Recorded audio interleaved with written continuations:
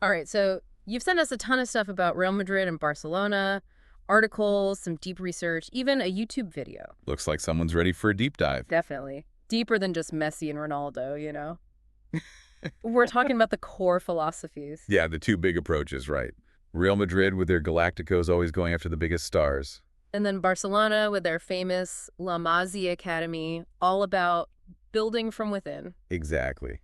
But here's the thing, the video said something that really surprised me. It said that Real Madrid's whole super team idea actually started way back in the 1950s. Oh, yeah, that's true. Way before people think.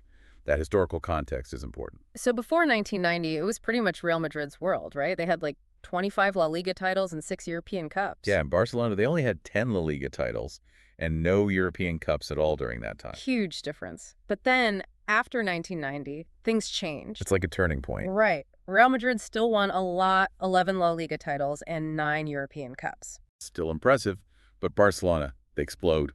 They win 17 La Liga titles and 5 European Cups. Yeah, in the same time period. It's crazy how they went from, I don't know, almost an afterthought to this global powerhouse. What happened? Well, the video gives us some clues going back to that first Galacticos era, the 50s and 60s. Okay, back then. Real Madrid's president, Santiago Bernabeu, Mm, he basically handpicked this all-star team. yeah. You had Alfredo Di Stefano, Frank Puskás, Raymond Kopa. Wow, legendary names. Yeah, legends. Mm. And they dominated. In 15 years, 12 La Liga titles and 6 European Cups. Nobody had seen that kind of success before. You'd think they'd stick with that forever, right? But the video says they actually moved away from that for a while. Why would they do that? It's complicated. It wasn't as easy as it used to be. Other clubs in Europe like AC Milan, Bayern Munich, Liverpool, they were getting better at keeping their own star players. So Real Madrid couldn't just, like, buy whoever they wanted anymore. Exactly. Plus, they tried doing their own academy thing like Barcelona. Oh, right. They called it La Quinta del Buitre or something like that. Yeah, the Vultures cohort. 5 amazing homegrown players, but they didn't quite hit that same European level. So they tried to copy Barcelona, but it didn't work? Well, it's not that simple. I mean, they were still winning La Liga titles, but they weren't as focused on Europe. It was a choice, not a failure. Okay, interesting. So Real Madrid is changing things up. Other teams are catching up. Then what? Then, early 90s, Real Madrid hit some financial troubles. Had to sell players, restructure, and wouldn't you know it, that's when Johan Cruyff takes over Barcelona. Talk about timing, right? Cruyff really shook things up there. He did. He took their La Masia Academy, which was already there, and he made it central to everything. Had this vision, this style of play, drilled it into everyone, from kids to the first team. Total commitment. And it worked. 4 straight La Liga titles, and they even won their first Champions League in 1992, all because they stuck to their identity. Amazing. Makes you wonder if Real Madrid ever regretted moving away from their Galacticos thing, seeing that happen. Yeah, who knows? But the story definitely doesn't end there. Both clubs kept evolving, and the rivalry got even more intense. But maybe we should save those later years for the next part of this deep dive. Definitely.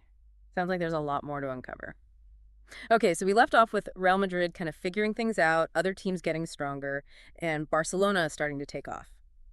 Right, and it gets even more interesting because both clubs went through these periods of, like, I don't know, almost experimenting. Trying new things. Yeah, like they were trying to find their place in this new world of football. Mm. Barcelona, even after all that success with La Masia, they started to waver a bit in the late 90s, early 2000s. Didn't they spend a ton of money on some players who weren't really a good fit? Yeah, they kind of strayed from what Cruyff had built.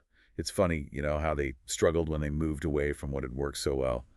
They did win the Champions League again in 2006. Right, I remember that. But that team was a mix. You had La Masia guys like Xavi and Iniesta, Yeah.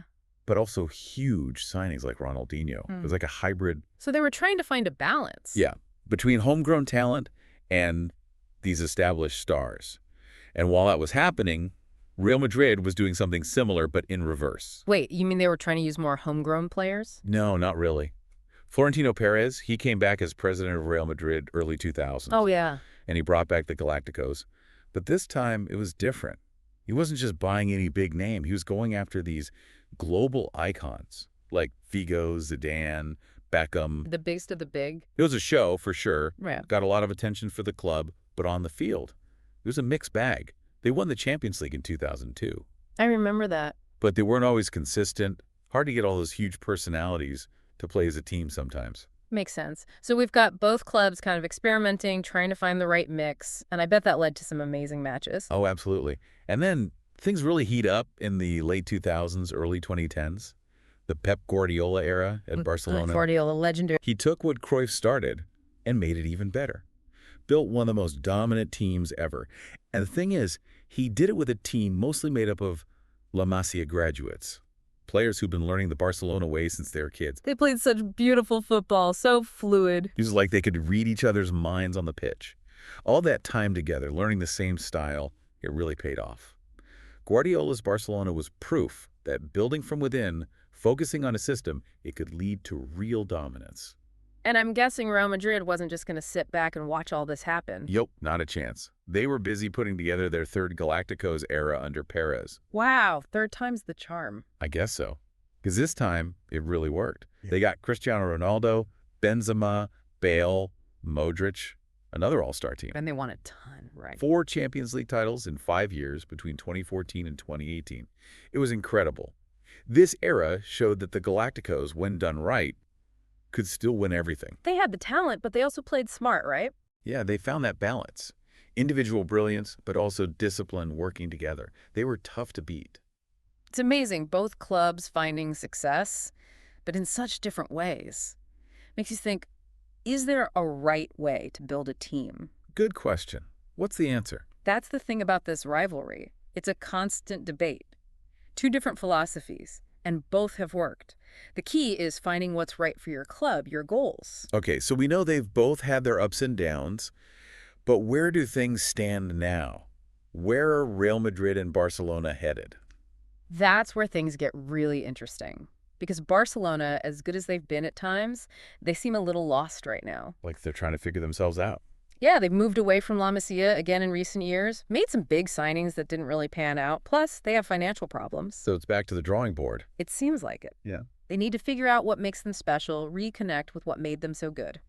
Real Madrid, on the other hand, they're doing things differently now. Different how? They're still spending big, but they're also thinking long-term, planning for the future. Exactly. Investing in young players, scouting well, building a culture that's about more than just individual stars. So they've learned from the past. Yeah, I think so. It'll be interesting to see how both clubs adapt to the modern game. If they can keep up with the times, stay competitive. So both these clubs, Real Madrid and Barcelona, they're at these crossroads, right? Yeah, it's like they're both asking the same question. How do you stay on top when everything's changing all the time?